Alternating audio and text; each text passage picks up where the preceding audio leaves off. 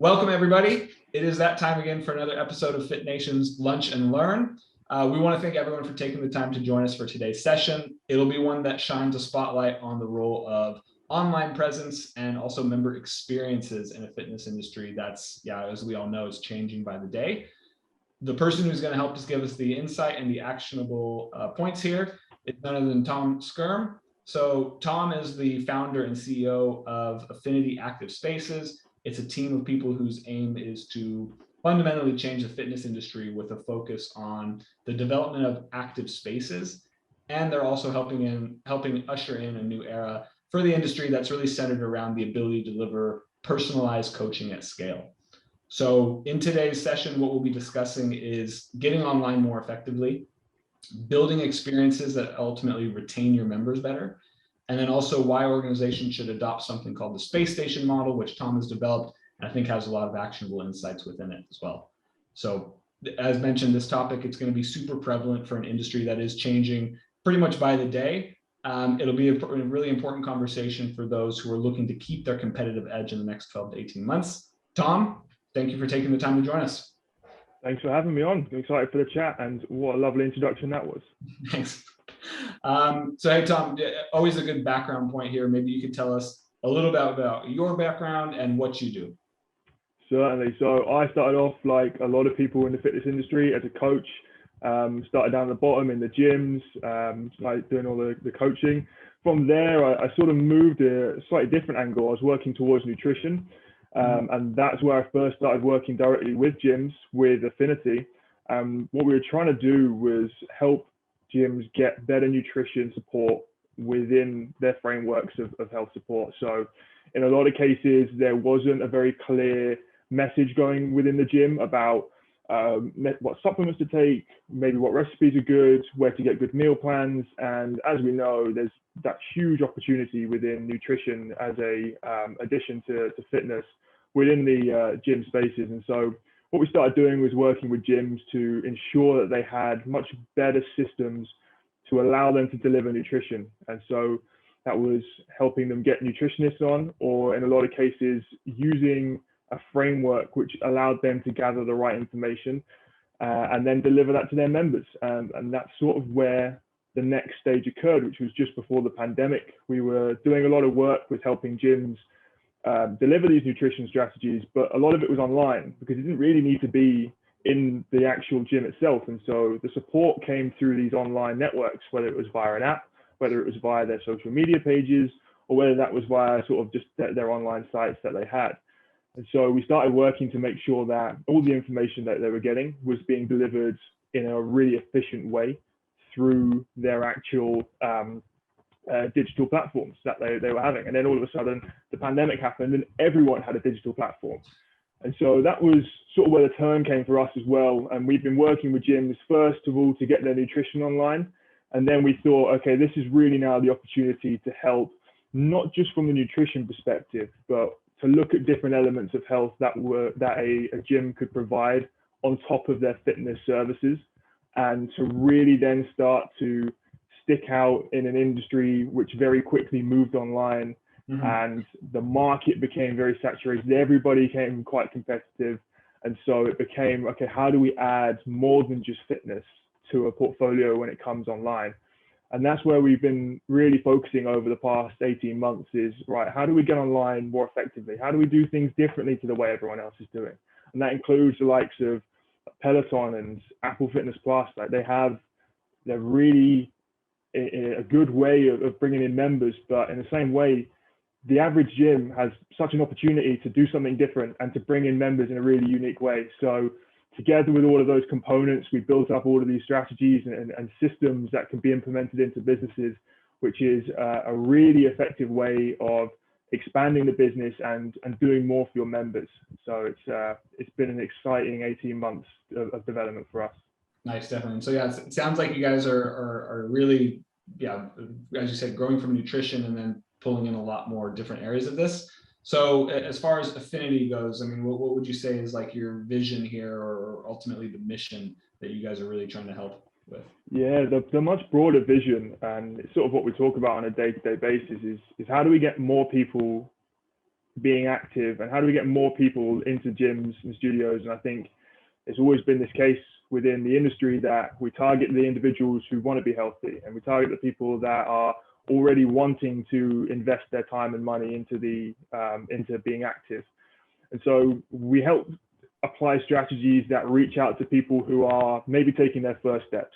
And so we do a lot of work to really consider who are those people that are on the fringe, who are those people that really aren't active, and what does it take to get them to step one and then to step two. And if we all do that as an industry, we can make so much of a bigger market of individuals and make such a difference in the way that we make more people healthy, and not just the sort of 20% that we know are going to continue buying from us. So the big picture for Affinity has always been, how do we get more people into the industry? How do we make health more meaningful, more accessible? And that's important to us. Cool. Yeah, and this is, I've also had this conversation with a lot of other people. It's that 15 to 20%. Like, we knew that they were going to be part of the industry. We knew that they were going to be, as you say, like buying from the industry, buying, using gym subscriptions. But as the pandemic hit, you kind of realized that it was that other 80 to 85% where attention should have been focused on, because that's where probably most of the problems occurred within the pandemic. And I think that's, I'm glad to hear that you guys are really focusing on that, because I think this is the next stage of the fitness industry. It's not just about that small 15% and fighting over the same members. It's about addressing that wider audience and really making health accessible for more people. Yeah. Don't get me wrong. It's not easy. It's that sort of situation where everyone wants to be a part of that solution, but it's never just like, oh, okay, we need to do more of this. There's a really dynamic set of sort of situations that everybody is on their own unique health journey, right? And we're finding people on completely different points, and we have to really understand where each individual is with their health and start to then bring that person in step by step. And it sounds so difficult. How do we get one person, and how do we get every unique individual take that step? So it's about really trying to understand where everyone is in a society which is changing so quickly, and with so many different like ways of actually influencing our health. And so we bring those together, and we really try and focus on, okay, what are the best strategies of getting this done more effectively? So no 2 days are the same when trying to work all these things out. A lot of different things to consider for sure. I mean, it's a huge population set that now that we're all trying to focus on here. Okay. Yeah. And so one of the main talking points we wanted to focus on today was getting online more effectively. Obviously, this kind of reared its ugly head for a lot of operators when the pandemic hit, when they realized they had no solution whatsoever. But at the same time, it also accelerated that move towards digital by maybe, some estimates 5 to 10 years for some organizations, right? From your perspective, or the position that you guys are sitting in, what would you say is the current status of gyms or just the fitness industry as a whole? We don't really want to target just gyms only here, but yeah, sure. The fitness industry as a whole being online. Absolutely. So yeah, when a lot of times when we talk about it internally, we talk about traditional health and fitness or traditional fitness, which is like the gym, studios, health clubs, and what their transition has been from almost strictly physical, maybe 5 years ago, to a very, what we're now calling a hybrid approach, where they have to have digital services. And what scale of digital services are they going to apply? Is it they're now more a digital service than they are a physical service, or are they a finer balance which optimizes more for their members? And so there's definitely that traditional side of gyms and studios who are trying to focus on that transition that they need to make, which is manageable for them as a business. And then we've got new fitness as well, which is, like you're saying, connected fitness, the apps that came out of almost nowhere and have tens or hundreds of thousands of subscribers, and they're very much part of the industry, and they're very much a massive support system for bringing new people into the industry. And so if they're digitally native, then what strategies and services are they using, and why are they so effective in bringing people together online and supporting around a brand? And so, I mean, we've seen numbers like 84% of traditional health and fitness businesses went online during the pandemic. And so 84% on top of all of those other businesses, it's a lot of competition, but some of them have dropped off. Some of them have decided, look, Now things are beginning to reopen and our physical space is more accessible and profitable. We can go back to just doing that. And so there has been a drop off from a lot of the traditional fitness, which is fine. But then there's also those who have gone, right, okay, we're really into this market now. And not only are we competing, but we're really starting to make ground on the way our business works. So it's exciting to see where the blend is between new health and fitness services, especially those who work in a particular vertical, and then the traditional brands who are really have elbowed their way in and said, look, we are a more traditional brand and our training and our services are of a really high standard. And now we're doing this online and we're doing it really effectively. So it's great to see that sort of amalgamation of all of these brands come together online. And so it's definitely a big step forward in helping more people be active and be healthy. And a lot of it is online.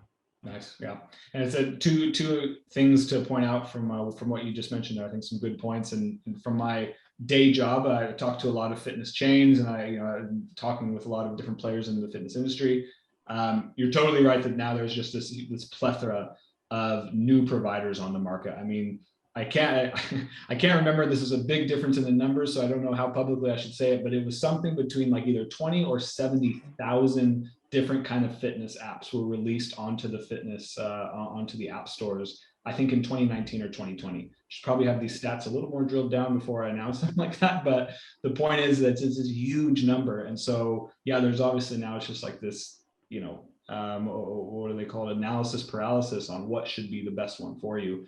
On that same note, I've also talked to some gym chains who are more or less actively not pursuing the online avenue because the in presence, the physical club, like that experience, that face-to-face experience, that's the most important thing for them. So yeah, I think as you mentioned, like it's about helping people understand what's best for them and understanding what their options are. Yeah. Absolutely. Every business is different in terms of what is going to be the best direction for them moving forward, because they can have a really good community of individuals and they can secure their business going forward without having to go online or doing it in a certain way. And like you said, I've heard some data similar to what has been rattling around in your head there about 20,000 or up to 70,000 new apps being put onto an app store. And I'll tell you now, 90% of them will not last a year because it's just not good enough in terms of the standard of coaching they're providing. It does have to be better online. It's certainly different online. But when it comes down to it, a stat that I saw, which was probably more staggering, and hopefully I don't misquote here, is about there was 1.1 billion downloads of health and fitness apps. And so it's just a staggering amount of people. Look, a download doesn't mean they're using it every day, but it just goes to show there really is a market for people being active online. Yeah, absolutely. I mean, I've also think I've seen a similar statistic to that one, probably from the same, if not similar source. And it shows you where that interest really is. And you figure people also have multiple apps on their phone for fitness. I mean, I think I probably have 6 or 7 apps that are related to one form of fitness or another, whether it's biking or it's for my gym or for it's tracking progress or something like that. So yeah, there's a lot of options out there for people. Absolutely. Okay. And let's talk about some of the strategies that you guys are helping or discussing with your partners in order to help best position them for growth. Like what kind of conversation topics are you guys usually having here? Yeah, sure. I mean, we touched on at the very start about the space station model, which I know we'll come on to, but as a company, we look at the idea of a space station actually came from this idea of the galaxy, because within online fitness, there is just absolutely so many components that go into delivering it effectively and operating the business effectively. And so we were like, okay, how are we going to contain this all? And so we started off by saying, right, it's the galaxy model. And so within there is the space station model, which is how you deliver experiences online. And then there's the idea of complete health, and that's an assessment on the different opportunities we have to deliver different forms of health online. I think in the physical space, as a contrast here, in the physical space it's built out for a gym. There's machines there. It's all built to do physical fitness.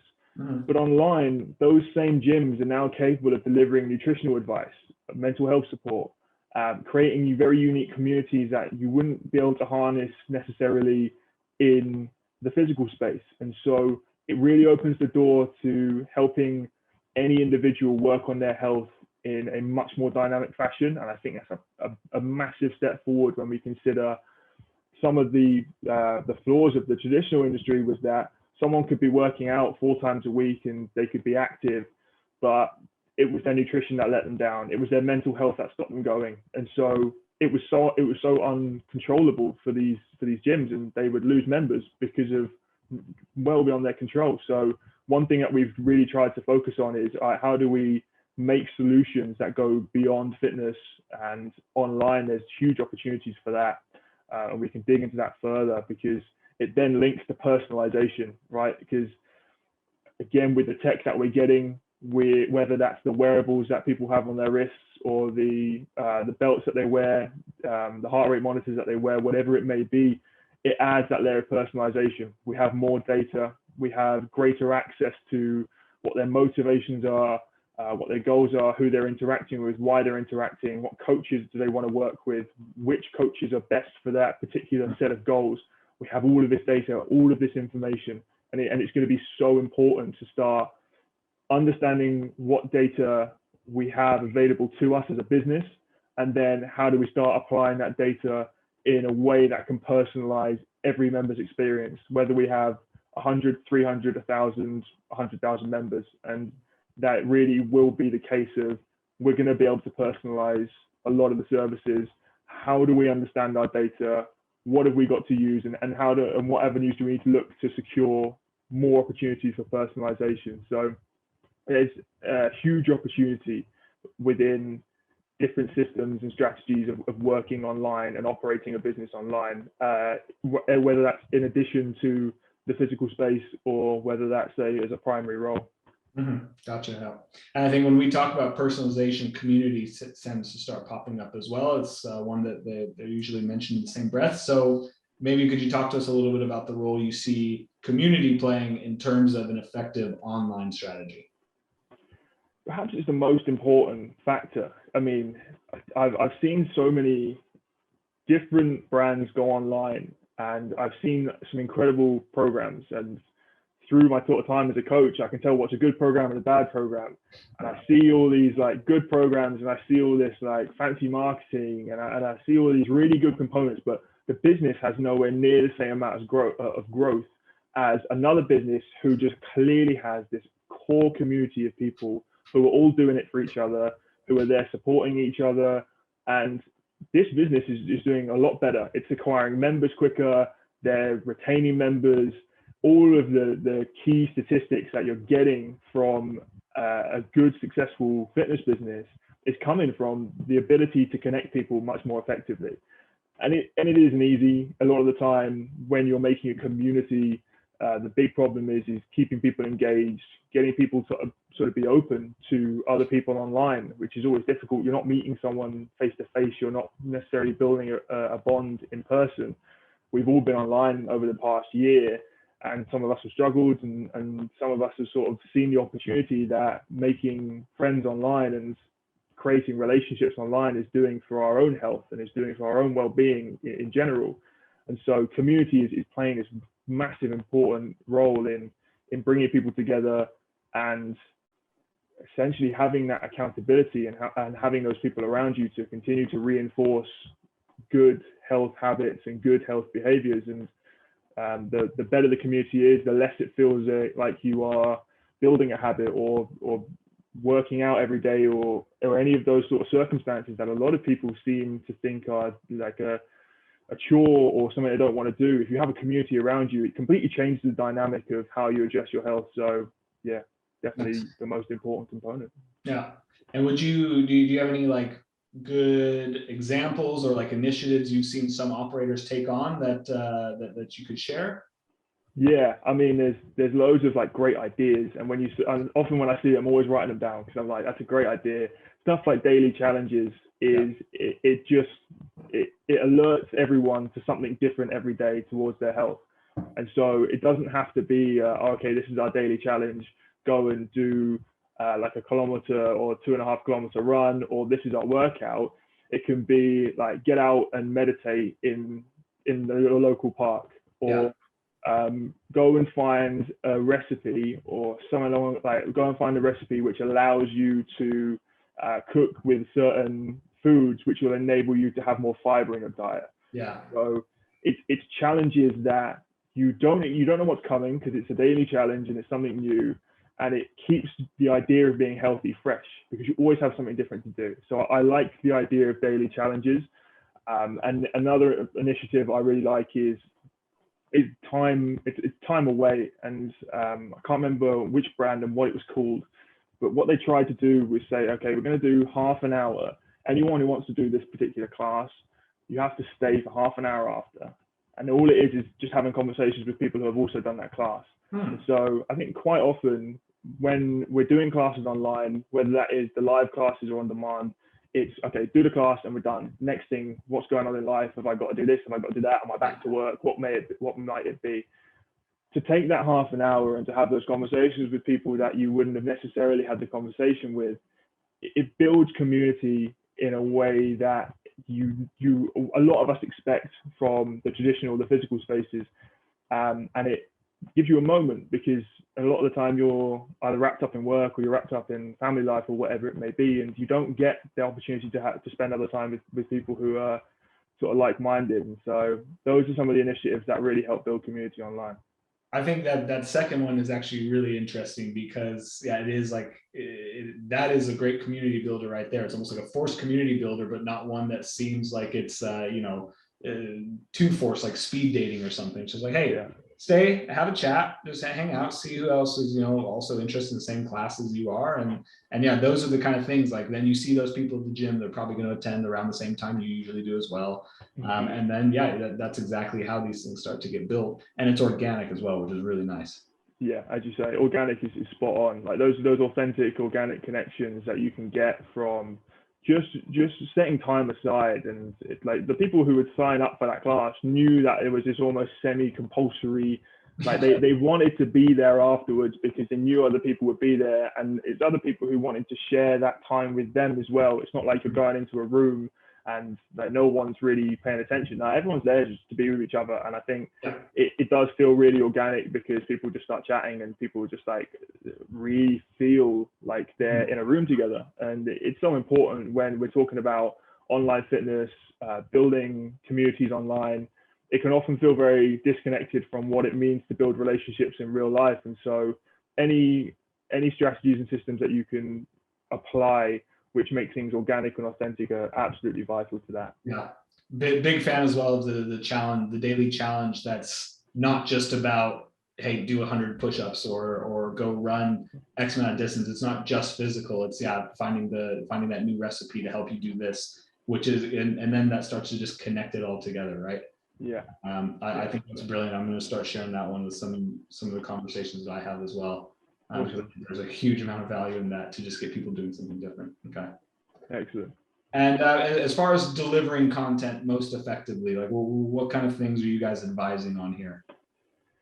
Yeah, see, when I was sort of thinking about the best way of delivering at-home fitness, which is going to make you unique, right? You can't compete with the way that Peloton sets up their cameras and their leaderboards and all of that sort of software that they've developed, and the same thing with like Apple Fitness Plus. These big brands, you don't want to try and compete head to head with them. You want to think of what makes your brand unique and what makes your brand different, and how do you start implementing that into the way that you deliver your experiences. And so if you've got an hour of someone's day, how are you going to make it the best hour of their day? And it doesn't necessarily mean that's going to be a sort of a 45-minute class and then 15-minute stretch. Whatever the class is, think outside the box a bit. Think, how can we add different components of the health, sort of an individual's health on top of what the class may be. And so don't just make it a HIIT class, don't just make it a yoga class, think of what you can add. And so there's plenty of opportunity to show what your brand is really made of and how it's unique, and definitely lean into that. Nice. Yeah. And also, I mean, it's worth mentioning, since the pandemic, there's been a lot of at-home videos of varying quality. Do you have any tips here as far as like, hey, what can we do to up the quality of our video if we don't have well, as most people don't have the endless pockets of the Pelotons and the Apple Fitnesses and things like that. Yeah, sure. So keep it simple. There's as long as your audio and video are a good enough standard, right? I mean, like you don't need to buy a very expensive camera and all these microphone setups and all these lights, and just make it a good enough standard so that people can hear you clearly, people can see you clearly, and make sure you get feedback on that. Don't just assume whether people can or can't. Yeah. Just make sure you're having those conversations. And some of the things that we do with the companies we work with is say, look, listen, you need to be very open with the way that you're developing online with your community, because if you're new to it, and so if you're a gym that's moved online and you have all of these new individuals coming in, some of them were members and are members of your physical space, but some of them are coming in through referrals and have seen your adverts and marketing and whatever that may be. Bring them into the community of, right, we're building online and we want to know what we're doing right and what we're doing wrong. Yeah. So give us that open information, because we're only making things better for all you here. And I think a lot of businesses are afraid to say, what are we doing wrong? And getting that feedback saying, oh, your video is horrible. But if enough people are saying your video is at a bad quality, that's when you need to know you need to upgrade your video. Yeah. As opposed to thinking, or if loads of people were saying, oh, we'd love like a leaderboard, or we'd love to be able to see some sort of data about sort of where we are. And you think, okay, well, what software is out there that we can look for to apply that on top of, now that we've got a good foundation of good video and good audio?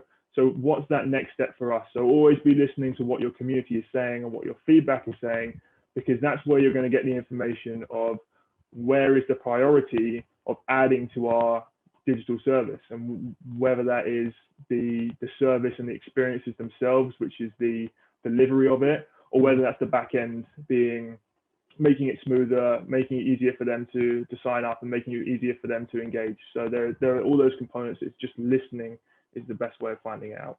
Nice. Yeah. I think it's always really good from a retention standpoint too, is really kind of putting yourself out there and saying, look, like our core reason for asking this is we want to make this the absolute best experience for you possible. You know, what kind of feedback would you have? And just, it's all about how you approach it, isn't it? I think that's a good tip. Nice. Yeah. More and more brands are starting to sort of build out in public in terms of saying that, like, we're a business, but we're as much part of this community as all of the coaches and individuals. So we want to make the business a part of the community. And the more you do that, the more open people will be, as opposed to saying, well, there's the business and then there's the community, and they're separate and they're only sort of linked between like the coaches who are the ones who are delivering the experiences. If you put as a business owner, if you put yourself in the community and say, I'm building this business and we want the business to excel, we want it to grow, because the more it grows is the more we can add people to this community who are going to help everyone out. And so it helps bridge the gap between the idea of having a community of people and a business. And if you bridge that gap, then it makes it a lot more comfortable for the people in the community to provide support for the business. Nice. Yeah. Okay. And so moving on a little bit to the experiential side of things, one of the things we wanted to really focus on was building experiences that retain members. So just as a basis point, always good to just kind of say, like, what does your definition of an experience at a gym look like? And then from there, we can dig in a little bit deeper. Yeah, absolutely. I know we've sort of been saying it a few times here, and I've been saying experiences in the way that I like to define it. And I think in a lot of circumstances, when you say customer experience, you think of everything that is involved in what the customer is going to do within the dynamic of the gym or of the business. The way we see an experience is that period of time where the individual is working on whatever it is to do with their health. So it could be a class, it could be a workshop, it could be a community discussion forum. That is an experience in of itself.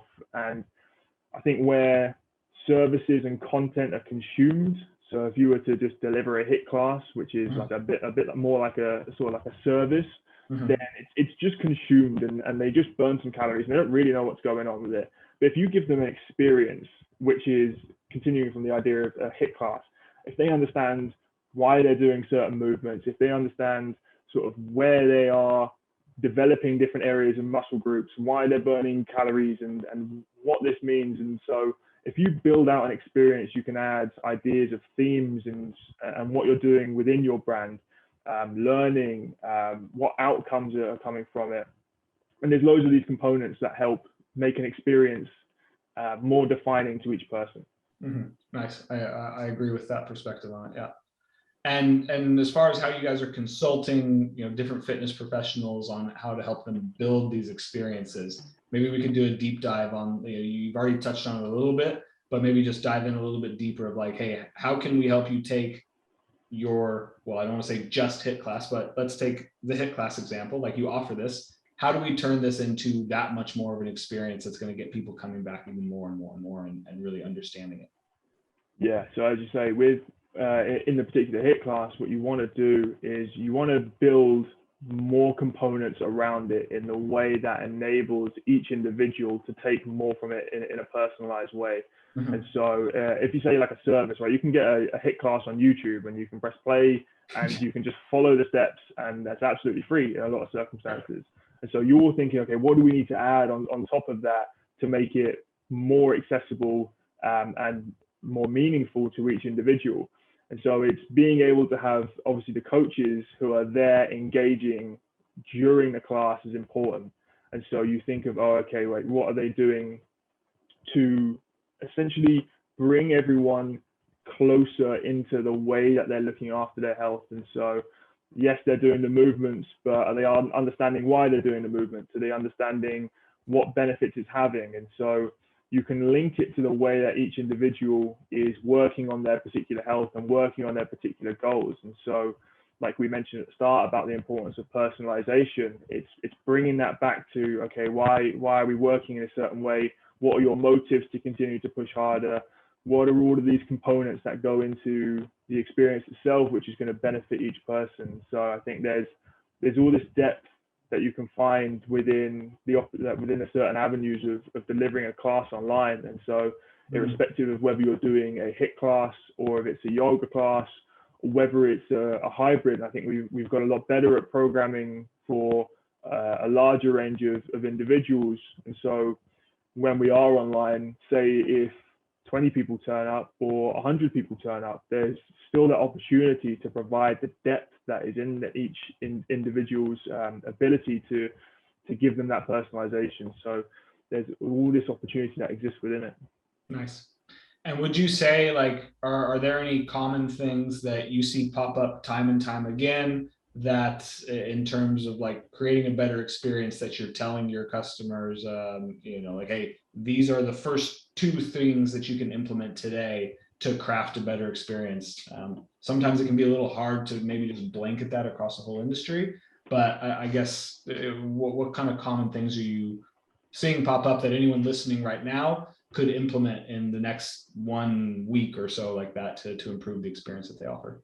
Yeah, I like the idea that I always think is most effective, which is also most underutilized, is the idea of emotion. So there's not enough reflection on, okay, how are we going to make people feel during different stages of this class? And so how are we getting them to feel as soon as they log on, and as soon as they are in that space, ready to go, they've turned up, they want to be there, what emotion are we trying to craft from there, which is going to heighten the experience for them? Because if we just turn up and say, all right, okay, off we go, and then you're doing this, you're doing that, then it just gets away from them, and it doesn't ever become a true experience as opposed to just the service of doing a class. Yeah. If we grab that emotion and think, oh, okay, well, we need to heighten the emotion at this period, and we need to calm things down here, we need to take a breather, we need to understand where our body's moving. And that can happen right in the middle of a HIIT class, and it completely changes the perspective that an individual has of doing that particular class. And then, okay, they're more present in that experience. And by being more present in the experience, whatever type of exercise it may be, or even if it's something to do with sort of nutrition and mental health, which is the other opportunities that exist within experiences, is how do they feel, and how does that emotion trigger their continued success? Because they can flash through the class, they can finish it and burn the calories like we were saying, but how are the emotional triggers working to ensure that they're taking more from the class And what we often find at the end as well is, at the end of the session, what are the emotional triggers that are going to make them come back again? Because we don't necessarily think it's going to be an emotional trigger that makes them come back. We think it's, they've enjoyed that class and they've burnt a certain amount of calories, or they know that they've improved their mobility or their strength because of doing the class. And we think that the presumed progress is what really makes them come back again, but it's not. It's the emotion that they felt at the end. Is that, are we doubling down on that euphoric sense of achievement, or are we saying, okay, good job, well done, off you go? And so it creates that different emotion, which leaves them in a much better position long term to think, oh, okay, that was a success, not just because of the way that I did the class, but the way I felt and the way I applied myself during the class. I want to have that again, and I want to have the sort of range of emotions that I got from within that class. And a lot of people were like, oh, I really enjoyed the challenge of doing that class, or I really enjoyed doing something different that I wouldn't have necessarily done. And so you have to latch onto those emotions and say, right, okay, well, you have to negotiate the way that you continue to put those emotions into the experiences. And I think that's one of those big opportunities that not enough gyms and spaces sort of really reflect on when they're making the programming, or when they are thinking of what classes to put on. I think it's very easy just to make sure the timetable's full, or to make sure that there's a range of an offering, for example. But the reality is if you think about the fundamental reasons why your members and your community are in those classes and are really focusing on different elements of their health, and what emotional triggers you can utilize to help them advance their health in that sort of direction, that becomes the biggest opportunity out of all of them when creating experiences. Yeah. I can definitely agree with that, because I mean, there's certainly, it's not everyone, but you can imagine there's a certain amount of people who are there probably just because they feel like they need to be there, and they're maybe probably on autopilot a little bit while they are there. So if you can start tapping into something a little bit deeper there, then it really starts to shift perspective. So I think that's a super good shout, what you're saying, that it really appealed to like the different, not only just one emotion, but the different emotions that come throughout a session, and whether it's a HIIT class, like we said a few times, or a nutrition consultation, or something with mindfulness. Like there's so many different aspects and avenues to go there. Nice. Okay, cool. And a segue to revisit this space station model that we touched on a little bit earlier, but as you mentioned, there's a few different things going on here. You feel a lot of organizations should adopt the space station model and that you guys have created. So maybe we could revisit this, what that means, what's entailed in that, and then what the opportunity is here by looking at this. Yeah, absolutely. Because as you say, we've been touching on points throughout this conversation so far, but the space station model itself is a better way of crafting experiences that enable you to put them out efficiently. And if you're putting out new experiences efficiently, whether that is a different type of physical fitness class, whether that, again, it's yoga, it's strength class, or whether it's a nutrition class, a nutrition workshop, or whether that's a talk on mental health, whether that's sort of social health components and communication. There's so many avenues you can take when it comes to delivering health and fitness online, that you want to have a system, or you want to have a model which works effectively to go, right, this is what we need to do, and this is how we need to do it effectively.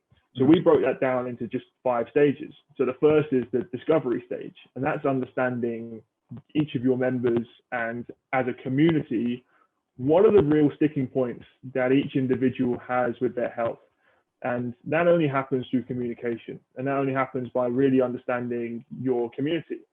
And this needs to be scaled, because we've worked with sort of smaller gyms who have had 100 to sort of 300 members, and we've worked with others who have 5,000 or 10,000 members. And so you have to be able to gather not just the data itself, but the sort of you have the quantitative side, but you have the qualitative side as well. You have to understand where the feeling is within the community about where the struggles are with health, and that so often comes down to lifestyle components. So you have to work within your community to gain a better understanding. So stage 1 is always about that discovery.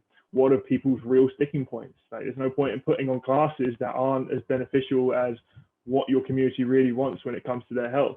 And so to create a experience, you have to start from the very start of it. What are your community's sticking points, and what can you start to do to really work on them? And that's really what leads into the second point, which is the development stage. And in the development stage is where you have a better understanding, and now you want to make sure that when it comes to delivering the experience, you're actually doing it right, and you're doing it in a way that is going to be beneficial. It's one thing to say, oh, okay, we're struggling with our nutrition, potentially around sort of the summer, and less people have are keeping on top of their nutrition. So you've gauged from that discovery stage that people were needing help in a certain direction, and that may differ at different times of the year as well. So you're trying to understand where in that second development stage is how are we going to appeal to the breadth of our community and find a solution that is going to work effectively for them, and how are we going to focus on delivering it. And so is that going to be as like a workshop, or is that going to be as just a class or a talk from a nutritionist? Is it something to do with gut health, or is it something more broad to do with sort of the way that fiber is an important role within the diet as a whole? So it has sort of levels of depth and breadth that you need to understand in that second stage, so that you deliver exactly where the struggle is for the majority of people who want to commit to that point of view of their health. And so that leads to stage 3, which is the practical stage. And that's actually delivering the experience. And that's actually creating something which is meaningful to every single person. So when they log on and they come to do this experience with you, they're like, this is exactly what I needed. And it doesn't come without stage 1 and 2, because it has to have that understanding. And so in the third stage, that's when you're applying all of this. And that's very similar to sort of the conversation aspect we just had about the experience themselves, is when they're there, what are they doing to really optimize that experience? And that applies to both the coaches, each member of the community, and every person involved in the experience themselves. We like to think of it as like a whole system approach, right? Who are the stakeholders? Who are the people that have a role within this experience? And so everyone needs to have an opinion on what the outcome is going to be, because at the end of the day, that is what is going to make the strongest opinion, and that is what is going to allow the coaches to coach to their full potential and to deliver outcomes that are really going to be changing people's lives long term. Because it's one thing to deliver, like we were saying, an experience, another thing to deliver a service. If you're delivering just a service, you're not connecting an individual to their health long term. And so that's why we find stage 3 as the practical stage, sort of the pivotal stage, because what it does is it really transforms their idea of that component of their health. And so sometimes it is just a class that they're doing every week, but we are turning into an experience, or sometimes it's a completely one-off class which they know they've needed for a while, and you've been able to understand that as a fundamental way of doing it. So that's what's great about the build up to stage 3 and experience itself, is that you have all of that information about what is the perfect delivery mechanism and going to really maximize outcomes. And that leads to then stage 4, which is what we call the specialized stage, because in so many circumstances, you can take a component of health and you can get it to a level that your coaches are able to deliver at. And then once you get past that stage, a lot of individuals want something more. Perhaps there's a deeper level of personalization, and perhaps there's more to it. But you need specialist help, and that is often always the case, that there's only a certain level you can take it to before you need some sort of specialist to come in and really reinforce some of those core lessons. Yeah. And in stage 3, you'll learn a lot from those experiences, because you'll be able to understand that, oh, okay, well, these are the points that we missed, and like we said at the start, with a good set of feedback options, you can hear from your community to say, this is where we want to take it next. Like, we had a problem, you've solved a big part of this problem, but look, if we can keep digging deeper on this area of health, or we can understand more, or we can paint it in a new light, then that's going to add so much more to the way that we advance our health in that particular area.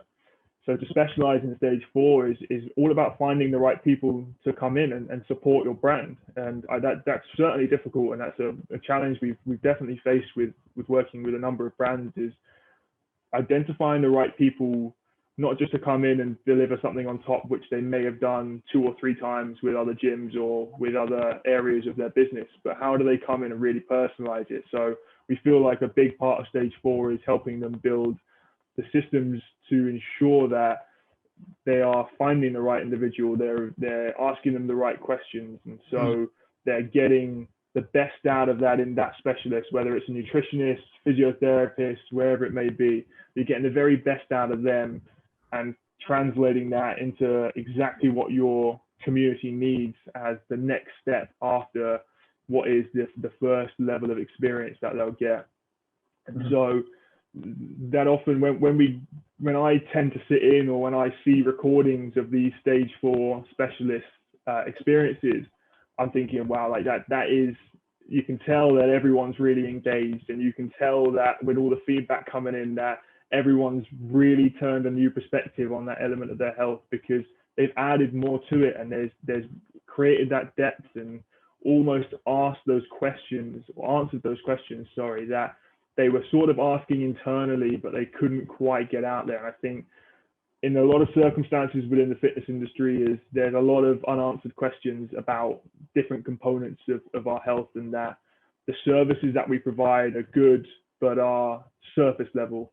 And to really engage people with their health, and to really engage people with the way that they manage their health long term, we have to apply more to it. And so what's great about enhancing an experience through to what we call the stage 4 experience is being able to sort of dig deeper, and a lot of people have those sort of mini eureka moments where they're like, that was the missing piece of that particular bit of puzzle for my health, and now I can move on to the next stage, and now I can go and continue to eat in a much sort of a healthier way, or I can go on to that advanced class that I was never able to do because I was never able to move in a certain way, or I never thought I was confident enough. And so having that extra layer of specialism on top is really, really effective. And from a business point of view, the bringing in a specialist and adding an additional layer to the experiences helps you sort of charge more as a business and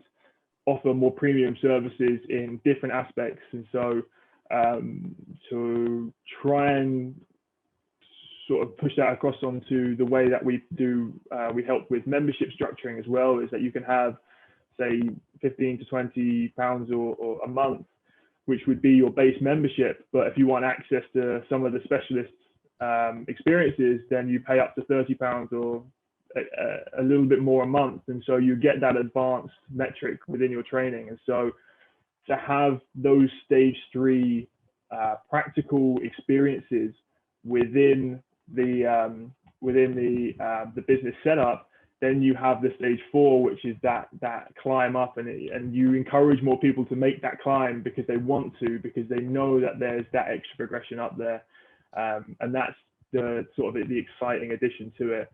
And then to sort of cap it all off, stage 5 is all about commitment. It's all about bringing people together. It's all about saying, right, you've taken so much from that. How do we apply that into the community? How do you really reinforce that idea of stage 5 is going to be about retention, because you're going to bring people together at that end. You've shared these experiences together. You've worked on this area of your health together. How do you sort of continue that as getting people engaged and really thinking more about how do we help each other's health from the perspective that we've just learned? And so stage 5, I think, is great because it then completes the circle of a loop of, right, now everyone in the community is talking about this particular experience, and they've learned so much and they've done so much and they've taken so much from it, that as soon as you introduce a new experience, so once you start a new idea from stage 1 and move that to stage 2 and 3, they're already thinking of being engaged in that circle. And so you're adding so much to every individual's health because you know more about their health, and you're adding so much more depth as you move through the sort of the circle of the space station model. And that's the sort of the crux of it, of like that the ability to work on each individual's health with so much depth, even within a massive community. And that is the space station model in its drawn out way. Nice. Awesome. Well, hey, we're gonna have to start winding down here a little bit. I think the perfect segue that I can see is for someone listening to this right now and they say, this is exactly what I am looking for. I need this, I as a business owner need this specialist help. Where do people or where do listeners go to find out more about the work you guys are doing or get in touch to have them help you out? Yeah, absolutely. So you can come find me on LinkedIn. So Tom Skyrme, Skyrme. Shoot me a message on LinkedIn if you're on LinkedIn. We're on socials as well, Instagram, everything. If you want to check out our website, it's affinityasc.com. Go have a look around there. Contact details there. Yeah, I'd love any other questions, any other ideas. Feel free to message me. I'm always open.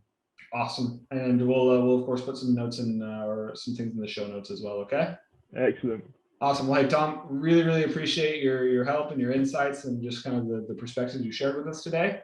I hope it was enjoyable for you. I think our listeners are going to get a lot of valuable things from what we've talked about today. Excellent. Cheers. Awesome. All right. This has been another week of Fit Nation Lunch and Learn. We will see you next time.